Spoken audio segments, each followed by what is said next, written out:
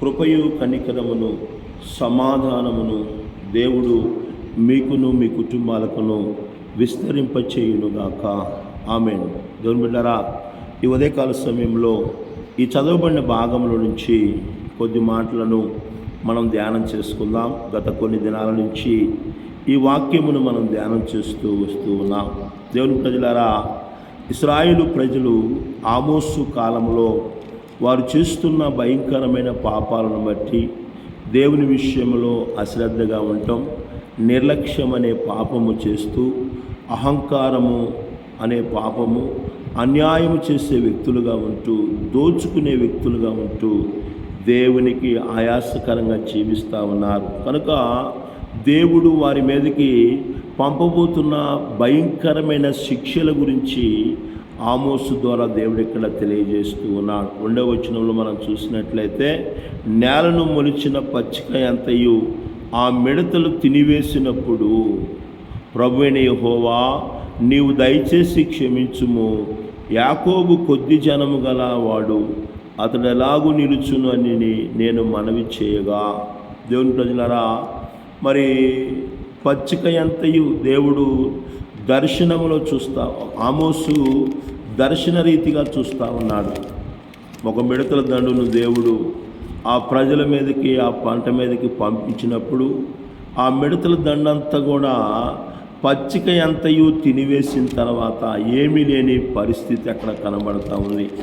ఆ పరిస్థితులు చూసినప్పుడు ఆమోసు చేస్తున్న పని ఏంటంటే, నేను వేడుకొనగా ప్రభువా క్షమించు ప్రభువా అని మనవి చేస్తూ ఉన్నాడు, వేడుకుంటా ఉన్నాడు. ప్రియమైన దేవుని బిడ్డలారా, ఆమోసు తన కోసము ప్రార్థన చేయట్లా, ఆమోసు తన కుటుంబం కొరకు ప్రార్థన చేయట్లా, ఆమోసు తన యొక్క అవసరతల నిమిత్తమై ప్రార్థన చేయట్లా. దేవుని ఉగ్రత పాలు కాపోతున్న ఆ ప్రజల విషయమై ఆమోసు ప్రార్థన చేస్తూ ఉన్నాడు. ఆ ప్రియమైన దేవుని బిడ్డలారా, ఈనాడు అనేకులు దేవుని ఉగ్రతకు లోనవుతూ ఉన్నారు, దేవుని యొక్క కోపమునకు గురవుతూ ఉన్నారు, దేవుని యొక్క శిక్షకు లోనవుతున్నారు. అలాంటి ప్రజలను మనం చూసినప్పుడు వారి కొరకు ప్రార్థన చేసే వ్యక్తులుగా మనం ఉండాలి. ఆమోసు చేస్తున్న పని ఏంటంటే, అలాంటి వారి కొరకు ప్రార్థన చేస్తూ ఉన్నాడు. బైబిల్ గ్రంథంలో మరి ఒక విషయాన్ని ఈ దినం మనం జ్ఞాపకం చేసుకున్నట్లయితే, మరి ఆదికాండము 18వ అధ్యాయము 23వ వచనం నుంచి కొన్ని మాటలు మనం చూసినప్పుడు దేవుడైన యెహోవా అబ్రహాముతో మాట్లాడుతూ ఉన్నాడు.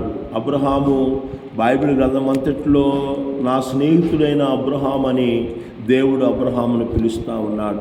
అబ్రహాముతో చెప్తా ఉన్నాడు, నేను చేయబోనది అబ్రహామునకు చెప్పకుండా దాచెదనా అని దేవుడు ప్రశ్నించుకుంటూ అబ్రహాముకి తాను ఏం చేయబోతున్నాడో మరి అబ్రహాముతో చెప్తున్నాడు. సొదొమ గొమొర్రా పట్టణముల యొక్క స్థితి పాపపు స్థితి, ఘోరమైన స్థితికి చేరిందని అబ్రహాముకు తెలియజేశాడు. కనుక నేను ఆ పట్టణమును నాశనము చేయబోతున్నాను అని చెప్పి దేవుడు తెలియజేస్తున్నట్లు మనం చూస్తూ ఉన్నాం. అలాంటి సమయంలో అబ్రహాము, ప్రభు అలాగైతే ఆ పట్టణము చాలా భయంకరమైన పట్టణము, దుర్మార్గమైన పట్టణము, అపవిత్రమైన పట్టణము, మరి వివిధమైన రకాల వ్యసనాలకు గురైన పట్టణము, ఆ పట్టణము నువ్వు నాశనము చేయాల్సిందే అని దేవుడితో చెప్పట్లేదు. కానీ ఎప్పుడైతే దేవుడు అయిన యెహోవా అబ్రహాముతో చెప్పాడో, ఇదిగో ఆ పట్టణాన్ని నేను నాశనం చేయబోతున్నా అబ్రహామా అని దేవుడు అబ్రహాముతో చెప్పినప్పుడు అబ్రహాము మరి ఏం చేస్తున్నాడంటే 23వ వచనం, ఆదికాండము 18వ అధ్యాయం 23వ వచనం మనం చదివినట్లయితే, అప్పుడు అబ్రహాము చూడండి 22, ఆ మనుషులు అక్కడి నుండి తిరిగి సొదొమ వైపుకు వెళ్ళి అబ్రహాము ఇంకా యెహోవా సన్నిధిన నిలుచుండెను. అప్పుడు అబ్రహాము సమీపించి ఇట్లనెను, దుష్టులతో కూడా నీతిమంతులను నాశనము చేసేదవా? ఆ పట్టణములో ఒకవేళ 50 మంది నీతిమంతులుండి ఎడల దానిలోనున్న 50 మంది నీతిమంతుల నిమిత్తము ఆ స్థలము నాశనము చేయక కాయవా అని దేవుని దగ్గర ప్రార్థన చేస్తూ ఉన్నాడు. చూడండి దేవుని బిడ్డలారా, ఒక పట్టణాన్ని, ఒక ప్రాంతాన్ని ఒక ప్రదేశాన్ని దేవుడు నాశనం చేస్తాను, ఎందుకంటే పాపము అధికమైపోయింది, పాపం ఎక్కువైపోయింది. ఆ పాపపు స్థితిని దేవుడు దగ్గరుండి చూసి ఆ పట్టణాలను నేను నాశనం చేస్తాను అని అన్నప్పుడు అబ్రహాము దేవుని సన్నిధిలో నిలబడతా ఉన్నాడు. ఉదయకాల సమయంలో గమనించిన దేవుని బిడ్డారా, అబ్రహాము దేవుని సన్నిధిలో నిలబడి దేవునికి సమీపంగా వస్తూ దేవుడితో మాట్లాడుతూ ఉన్నాడు. అయ్యా, ఆ పట్టణంలో ఒకవేళ 50 మంది నీతిమంతులు ఉన్నట్లయితే నీవు ఆ పట్టణాన్ని నాశనం చేస్తావా ప్రభువా అని దేవుణ్ణి అడుగుతూ ఉన్నాడండి. ఈ ఉదయకాల సమయంలో గమనించిన దేవుని బిడ్డారా, అబ్రహాము తన కొరకే దేవుని సన్నిధిలో మొరపెట్టట్లేదు. నశించిపోతున్న ఆ యొక్క సొదొమ గొమొర్రా పట్టణం విషయమై దేవుని సన్నిధిలో నిలవబడి ప్రార్థన చేస్తూ ఉన్నాడు.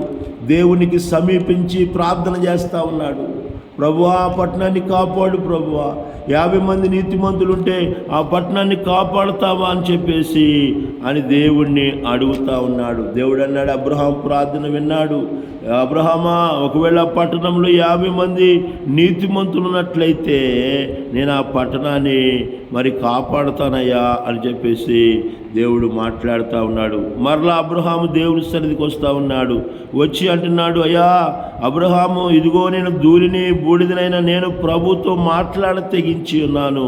ఒకవేళ 50 మంది నీతిమంతులలో ఒకవేళ 5 తక్కువైతే 45 మందే నీతిమంతులు ఆ ప్రాంతంలో ఉంటే నువ్వు ఆ పట్టణాన్ని నాశనం చేస్తావా ప్రభువా అంటున్నాడు. అప్పుడు దేవుడు అంటున్నాడు, ఈ 45 మంది ఉన్నా కానీ నేను ఆ పట్టణాన్ని కాపాడుతానయ్యా అని చెప్పేసి అంటున్నాడు దేవుడు. మరి అబ్రహాము అతడు ఇంకా ఆయనతో మాట్లాడుచు ఒకవేళ 40 మందే కనబడుదురేమో అన్నప్పుడు ఆయన ఆ 40 మందిని బట్టి నన్ను ఆ పట్టణాన్ని నేను కాపాడుతాను. ఒక ప్రాంతంలో దేవుడు నాశనము చేయాలని దేవుడు అనుకుంటున్నప్పుడు అబ్రహాము దేవుని సన్నిధిలో నిలబడుతున్నాడు. ఈ ఉదయకాల సమయంలో వాక్యం ఇచ్చిన నా ప్రియమైన దేవుని బిడ్డలారా, ఇతరుల కొరకు అబ్రహాము ఇతర ప్రాంతంలో ఉన్న ఇతర దేశం కొరకు, ఇతర ప్రాంతంలో ఉన్న ప్రజల కొరకు వారు నాశనం కాకుండా దేవుని చేత రక్షించబడాలని దేవుని సన్నిధిలో నిలబడి ప్రార్థన చేస్తూ ఉన్నాడు. ఈ ఉదయకాల సమయంలో దేవుడు మనతో మాట్లాడుతూ ఉన్నాడు. అబ్రహాము తన కోసం దేవుని సన్నిధిలో నిలబడట్లా. అబ్రహాము తన కుటుంబం కొరకు దేవుని సన్నిధిలో దేవుణ్ణి వేడుకొట్లా. ఎవరి కోసం అంటే అబ్రహాము నశించిపోతున్న ప్రజల నిమిత్తమై దేవుడు ఉదయకాల సమయంలో వాక్యం ఇచ్చిన నా ప్రియమైన దేవుని బిడ్డలారా, దేవుని సన్నిధిలో అబ్రహాము ప్రార్థన చేస్తూ ఉన్నాడు. ఉదయకాల సమయంలో గమనించండి.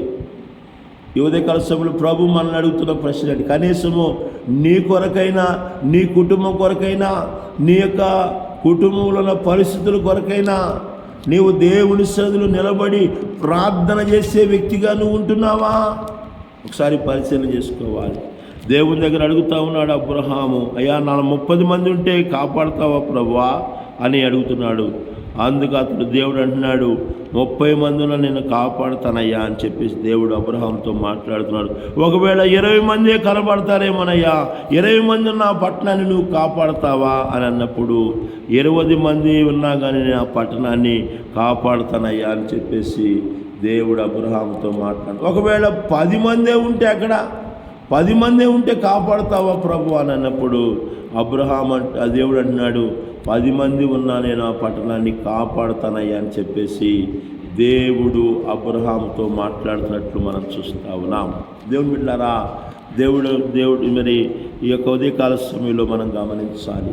అబ్రహాము తన కొరకు కాదు కానీ నశించిపోతున్న సొదొమ గొమొర్రా పట్టణం కొరకై దేవుని సన్నిధిలో నిలవబడి దేవునికి సమీపించి దేవునిని వేడుకుంటున్నాడు, దేవుణ్ణి బతిమలాడుతున్నాడు, దేవునిని గోచాడుతూ ఉన్నాడు. ప్రభువా పట్టణాన్ని కాపాడయ్యా. ఉదయకాల సమయంలో వాక్యం ఇచ్చిన నా ప్రియమైన దేవుని బిడ్డలారా, నశించిపోతున్న వ్యక్తులు అనేకులు మన కుటుంబాల్లో ఉన్నారు, మన చుట్టుపక్కల ఉన్నారు, మన సమాజంలో ఉన్నారు, మన సంఘాలలో ఉన్నారు. అలాంటి వ్యక్తులను చూసినప్పుడు కనీసము వారి కోసమైనా నీవు దేవుని సన్నిధిలో ప్రార్థన చేసే వ్యక్తిగా ఉంటున్నావా? ఒకసారి పరిశీలన చేసుకోవాలి. ఆమోసు దేవుని సన్నిధిలో నిలవబడి ఆమోసు ప్రార్థన చేస్తున్నాడు, ప్రభువా దయచేసి వారిని క్షమించు ప్రభువా అని దేవుని సన్నిధిలో ఆమోసు ప్రార్థన చేస్తూ ఉన్నాడు. సొదొమ గొమొర్రా పట్టణము నశించిపోకుండా ఉండాలని అబ్రహాము నిలవబడి దేవుని సన్నిధిలో దేవుని గోజాడుతూ ఉన్నాడు, దేవుడిని వేడుకుంటా ఉన్నాడు.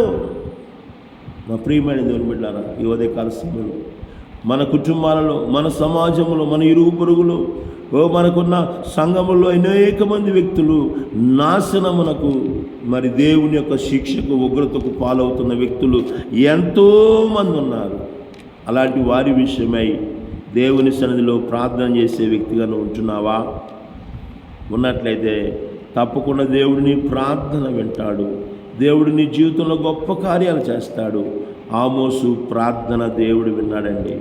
ప్రార్థన దేవుడు వినేవాడు. అందుకని అంటున్నాడు, నా ప్రార్థన ఆలకించు, యెహోవాకు మహోన్నతునైన దేవునికి నేను మొరపెడుతున్నానని కీర్తనాకారుడైన దావీదు అంటున్నాడు. నేను ప్రార్థన చేసినప్పుడు దేవుడు నా ప్రార్థన విన్నాడని కీర్తనాకారుడు దావీదు చెప్తా ఉన్నాడు. మనం ప్రార్థన చేసినప్పుడు తప్పకుండా దేవుడు మనల్ని ప్రార్థన వింటాడు. నువ్వు ఏ స్థలంలో ఉన్నా, ఏ స్థితిలో ఉన్నా, ఎక్కడ ఉన్నా నువ్వు దేవునికి ప్రార్థన చేస్తే ప్రార్థన దేవుడు వింటాడండి. ప్రార్థనకు జవాబిస్తాడు దేవుడు. ఉదయకాల సమయంలో వాక్యమనిచిన నా ప్రియమైన దేవుని బిడ్డలారా, మనము దేవునికి ప్రార్థన చేస్తున్నప్పుడు, ఈనాడు ప్రార్థన మరికి వెళ్ళే వ్యక్తులుగా మనం ఉంటున్నాం, కానీ ప్రార్థన చేసే వ్యక్తులుగా లేమండి. ప్రార్థన చేసే అనుభవం లేదు. ప్రార్థన చేయక, దేవుడు అంటున్నాడు ప్రార్థన చేయక అనే మాట మాట్లాడుతూ ఉన్నాడు. ఉదయకాల సమయంలో వాక్యమనిచిన నా ప్రియమైన దేవుని బిడ్డలారా, క్రీస్తు రక్తంలో కడగబడి రక్షించబడ్డావు. రక్షించబడిన నీవు రక్షణ లేని వారి కొరకు ప్రార్థించే వ్యక్తిగా ఉంటున్నావా? ఆమోసు పశువుల కాపరి, ఒక తక్కువ స్థితిలో ఉన్న వ్యక్తి అయినా కానీ దేవుని పిలుపునకు లోబడి దేవుని శిక్ష ఆ ప్రజల మీదకి వస్తున్నప్పుడు ఆ ప్రజల నిమిత్తమై ప్రార్థన చేసే వ్యక్తిగా ఉన్నాడు. అబ్రహాము కూడా తన కోసం కాదు కానీ నశించిపోతున్న సొదొమ గొమొర్రా పట్టణాల కోసము ప్రార్థన చేసే వ్యక్తిగా ఉన్నాడు. నా ప్రియమైన దేవుని బిడ్డలారా, ఉదయకాల సమయంలో మనం కూడా అటు మనసును కలిగి నశించిపోతున్న జనాంగం కొరకు, రక్షణ లేని జనాంగం కొరకు ప్రార్థించే వ్యక్తులుగా ఉండాలని, అటువంటి కృపను ధన్యతను ప్రభు ప్రతిబిడ్డకు దయచేయునుగాక. దేవుడి కొద్ది మాటలు మనందరి వినికిల్లో దీవించునుగాక.